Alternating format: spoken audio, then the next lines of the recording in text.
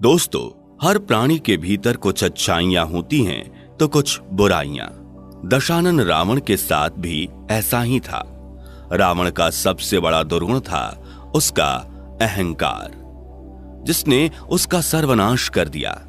लेकिन यह भी सच है कि रावण में अनेक खूबियां भी थीं जो उसे महान बनाती हैं। महर्षि वाल्मीकि के द्वारा लिखित रामायण में यह वर्णन आता है कि एक बार जब हनुमान प्रभु श्री राम की आज्ञा से माता सीता की खोज में लंका आए थे तो वे खुद रावण की खूबियों को देखकर आकर्षित हो गए थे। दशानन रावण एक महापंडित था तथा उसके तप में जो कठोरता थी वो शायद ही उस काल में किसी ऋषि मुनि में हो। रावण बहुत ही विद्वान, 4 वेदों का ज्ञाता तथा सभी विद्याओं में पारंगत था। उसके जैसा तीक्ष्ण बुद्धि वाला प्राणी आज तक इस पृथ्वी में नहीं हुआ।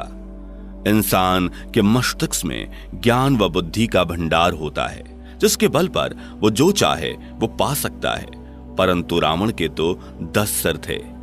रावण के इस अद्भुत ज्ञान को देख भगवान शिव ने उन्हें अपने घर वास्तु शांति के लिए आचार्य पंडित के रूप में निमंत्रण दिया था। रावण की मां का नाम कैकशी व पिता का नाम ऋषि विशर्वा था। रावण की माता एक दैत्य कन्या थी। रावण के भाई बहनों में कुंभकर्ण, विभीषण, बहन सूर्पणखा के साथ ही धन के देवता कहे जाने वाले कुबेर भी उनके भाई थे। रावण ने कठोर तपस्या के बल पर भगवान शिव को प्रसन्न किया और वरदान मांगा, परंतु शिव जानते थे कि रावण उनके वरदान का गलत उपयोग करेगा। शिव को रावण के कठोर तपस्या के कारण उसे वरदान देना पड़ा, परंतु उस वरदान से धरती की रक्षा के लिए भगवान विष्णु को उनके 7वें अवतार भगवान श्री राम के रूप में पृथ्वी पर आना पड़ा। रामायण के अनुसार जब रावण ने श्री राम की पत्नी माता सीता का अपहरण किया तो राम ने हनुमान सहित लंका के राजा रावण पर आक्रमण कर उसका वध कर दिया।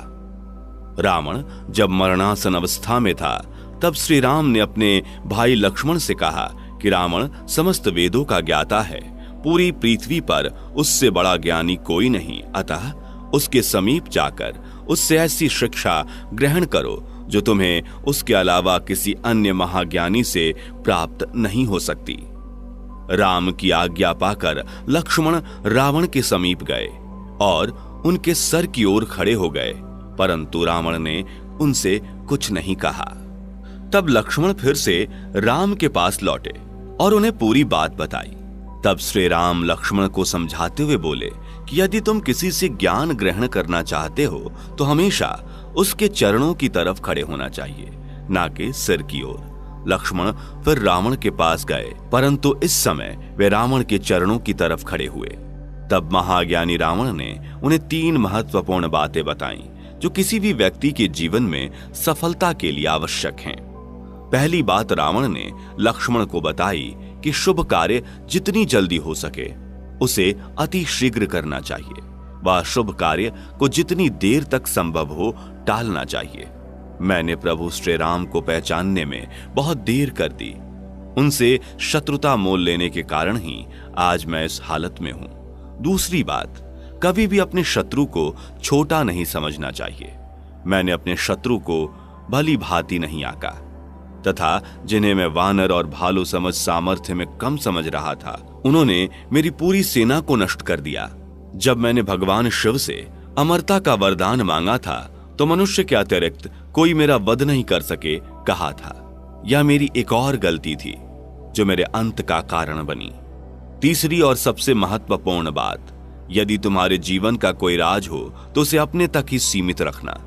अपना राज किसी प्रिय को नहीं बताना चाहिए, चाहे वो तुम्हारा कितना भी करीबी क्यों ना हो। या भूलकर मैंने विभीषण को अपना राज बता दिया और जिंदगी की तीसरी सबसे बड़ी गलती कर बैठा।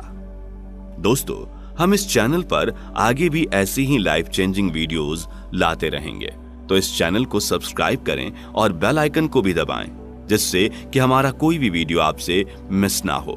वीडियो को अंत तक देखने के लिए शुक्रिया।